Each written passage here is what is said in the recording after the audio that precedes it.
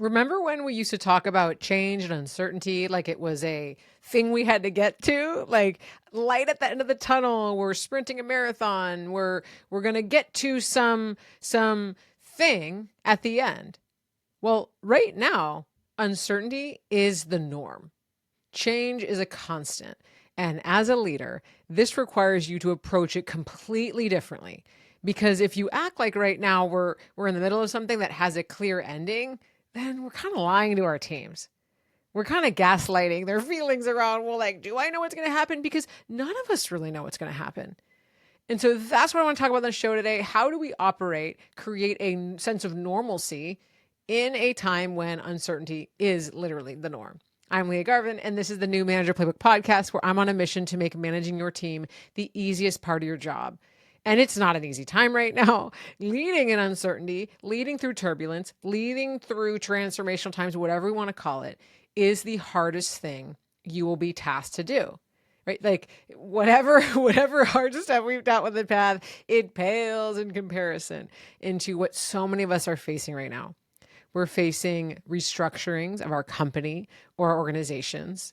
We're facing, inability to promote maybe as rapidly as we want to give folks the raises or the bonuses we'd want to hire the backfills we'd want to, or to staff a project with more folks.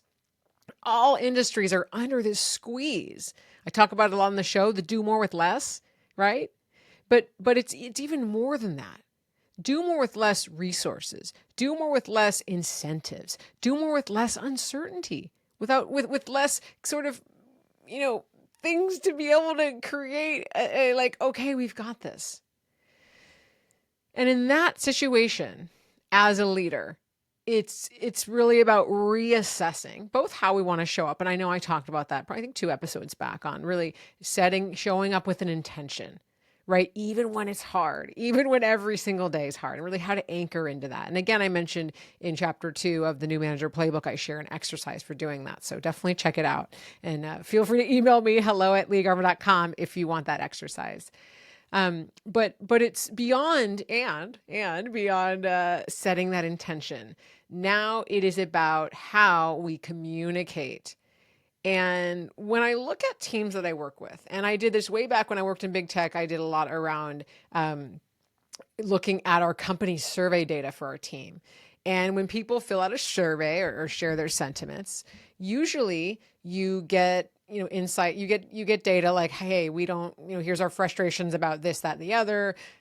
A lot of teams have frustrations around priority setting or decision making, or maybe folks feel like they don't have progression paths as clear. You get a ton of information.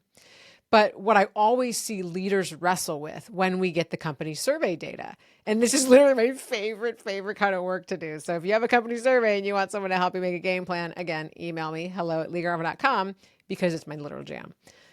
I digress. So what we always see, and this is an insight into the way I approach it, is we get data and we could say, oh, everyone's, we got to make all these changes. We got to do all this stuff. But the truth is you have insight into 2 things, not just one. You have people's experience, right? That's what they're telling us. I don't like this, that, or the other. But you get insight into a perception. And this is the part we don't address enough. And this is the part that we can be addressing on our teams every single day. Because perception shapes experience. But if we only go into changing on the experience side, we may have missed the low-hanging fruit that we can adjust on the perception side. And this is getting a little bit out there, so I want to be very, very clear, tactical with what I mean. Example. Okay, I was working with a team in one of the kind of top banks out there, right? One of the, like a JP Morgan, Bank of America, Goldman Sachs type bank, right? That size. And they had their company survey data. And one of the pieces of information, or one of the low scoring areas, was folks felt like, we don't have benefits that are comparable to others out there. And HR looked at this and was like, we have great benefits. Like, what is this about? And as we dug under the surface, we found that actually managers weren't talking about what the benefits were. So people perceived that they were not, at par with other banks. They perceived, Chase or Bank of America or whoever else was out there was having a better deal than them. And they thought they were getting screwed. Now, the experience was like, I don't know how to use the benefits, but it was actually a perception issue. If we went and changed the benefits because we thought, oh, we got to have better benefits, they would have spent millions and millions of dollars on a problem that actually didn't exist. This was a manager communication issue. It was a perception because actually the benefits were fine. And when we built out a communications plan for those managers to communicate what the benefits are and how to research them and how to utilize them, that lowest scoring item changed the following year. It was a high scoring item because people realized like, oh yeah, we do have good benefits and I can tap into those. So I share that example because it's a super tactical one to explain what this looks like on your teams. You're going to have feedback, you're going to have frustrations, and you're going to be hearing things from your team. And it is always critically important to understand, is this something we can address through communications, the perception side, or we have to actually change something on the experience? And that's what I help you do, is kind of figure out where it is and what to do and how to balance both of those. Now, why am I talking about this in terms of uncertainty being the constant? I'll explain. Because when people feel unsettled, when your team members feel like they don't know where things are going, and if there's like, if their job is at stake, or if AI is going to replace them, or if there's going to be layoffs, all of these things, these are perceptions that are influencing the day-to-day experience. And what did I say we do when it comes to perception, frustrations, and challenges?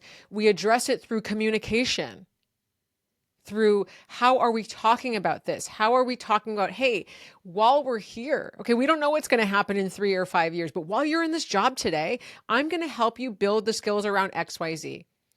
Hey, we've talked about your career aspirations. While we are in this role, while we are here, I am going to help you achieve this goal. I don't know if we're going to have promotions in the future, but if you build up these skills, I know that this is going to serve you in a bigger way, and I'm going to be that advocate for you. All of those conversations are helping folks form a more positive perception of their experience, even when there is still uncertainty. It also comes to holding our leaders accountable. Right now, a lot of, if you're managing managers, folks are scrambling. They don't know what to say. They're being asked questions they can't answer, and it's starting to trickle down, right? What's the number one mistake managers make? I've talked about on the show. They start commiserating. There's so much thrash, there's so much change. I'm frustrated. Your middle managers, especially first-time managers, we've all done it. They want to build kind of show camaraderie with their team members. So they start to like commiserate and say like, yeah, this sucks. Like, the man is out to get us, even though that's not their role. Their role is to create a sense of stability. You address that challenge through teaching, upskilling your managers, talking to them. Hey, how do we need to be communicating when it comes to this? How do we show empathy without commiserating? How do we build that camaraderie without having it spiral and people think, well, nobody here is holding, this whole thing together.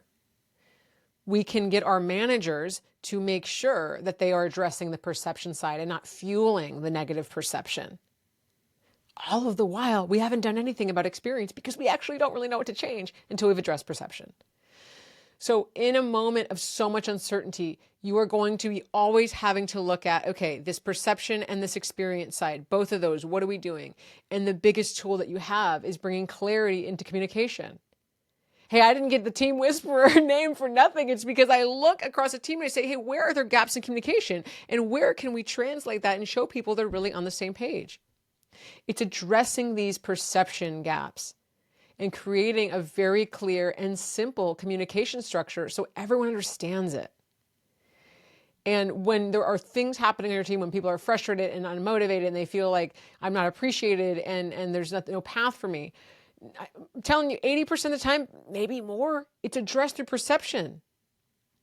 If someone truly does not have any possible path to growth, yeah, maybe it's not the right job for them. But it's pretty unusual that someone has no possibility of growth, even if it's just taking on a little bit of different kinds of projects, learning a new skill, getting a mentor, things that don't cost you any money, right? There's typically more someone can be doing.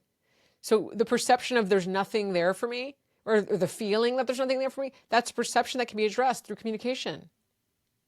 The actual experience of, okay, we've weighed all our options, there's truly nothing for me, right? That's in the minority of the time. Okay, then you coach someone into, hey, what is out there for you? I'll help you kind of find your next thing. Maybe they've done a great job and you can refer them or make recommendations. Okay? But when we are dealing with this right now, the uncertainty as the normal, as leaders, we have to understand, really get under the surface, what are the perceptions? It's not just, I'm worried my job's being replaced by AI. Like, that's kind of at the top, but what's the day-to-day? What is this in the moment? I feel like I don't know how to stay relevant.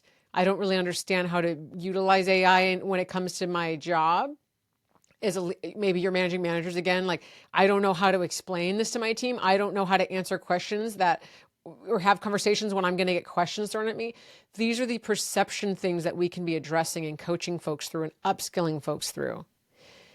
The uncertainty as the norm, that's like, it's not a moment in time. It's the forever as far as we know. So the way that we lead requires us to have our radar out and be operating from these two domains. I know it may sound a little bit abstract, a little bit complicated, but when you bring it down to figuring out what questions you need to be asking, what is the communication strategy you have to define? And again, that is, what are you saying to people? What are you committing to? How are you connecting their job, to the bigger vision? This is all communication tools. And then making those experiential adjustments where needed. Give an example of an experience adjustment. So I have a client, I think I talked about this on the show in the past, that all of their team members, they worked in a design agency. Folks kept asking about their title. They wanted to have their title changed and revisited. And the CEO of the agency was like, what is this about? Like, everyone's obsessed with their titles. They just want to get paid more every single day. And I said, okay, wait, perception versus experience. When I started to talk to the team members, I realized, they're feeling undervalued. They're feeling like their expertise from before doesn't count. So the perception issue was, I don't matter. And they wanted to solve it through a title change. Once we talked to them about, hey, this is how career paths work. This is how we are making sure to show value. This is what progression looks like. This is how we're going to reformat titles so that it's really super clear. We addressed that. We had to change nothing else. Okay. And then on the experience side, what we changed on the experience side is we had those conversations. We started to set up the performance reviews, making sure that there was a really steady cadence, that there was a lot of transparency with the process, right? So that then they were able to see, okay, I'm not worried over here, and you're backing it up with clear actions. So we actually did do some experience things. I want to be clear about that. You address the kind of like big fire out there, and then you fine tune small things. There's going to be moments when, the perceptions are dead on and people are like, hey, the priorities are shifting every single day. This feels like I don't really know what's going on. And then as leaders, it's like, okay, what are some systems we can put in place to create some clarity? This is the way that we're going to have to be operating. Okay. It can be a lot if you're a newer manager listening. You're like, I don't even know where to start with this. If you're managing managers, I encourage you to be having these conversations, to be bringing in a facilitator if it's something that you really want an outside perspective on, to be asking these questions of folks like, hey, how are you addressing these two sides of the coin? Because it's incredibly important. It's a time saver, and it's going to save you so much money and energy in having people spinning and solving problems where they could have been course corrected with a little bit more clarity around the communication. It's interesting, at Microsoft, when I worked there, the chief of staff role was also the internal comms manager. And it was an interesting dynamic where once you are involved and you're the person that's helping the VP shape the org and drive all of, the structural things, you're also the person that shapes the communication. And I thought this was incredibly powerful. And that's where I learned this, right? This is where I first started to do this, was chief of staff on Bing. I started to see, okay, when we are communicating a big change, we need all of this supplemental communication, or we're making a big change, we need all of this supplemental communication to reinforce it so that every single level of the organization understands it, right? And so you cannot be making any broad sweeping changes without a clear communication plan. And it always started with addressing the perception and the experience and figuring out, where do you have the gap? Where do you need to fill in on either side? And it's game changing. So it can be complicated. If you want to dive into this one a little bit more deeply, or you have questions about this, shoot me an email, Leah Garvin, that was a semi-personal one out. hello@leahgarvin.com. Okay. And we'll talk through it, because I'm telling you, Addressing the perception gets you 80% of the way there without making any adjustments to the experience, right? And the experience side, that can be the costlier side. And when we address perception, people perceive, they feel more confident, they feel more stable, they feel more motivated. So why the hell wouldn't we start there? Okay, my friends, let's start there. Address the perception. Uncertainty is the normal, is the norm. It's the constant. So we got to be dealing with this. All right. See you next time.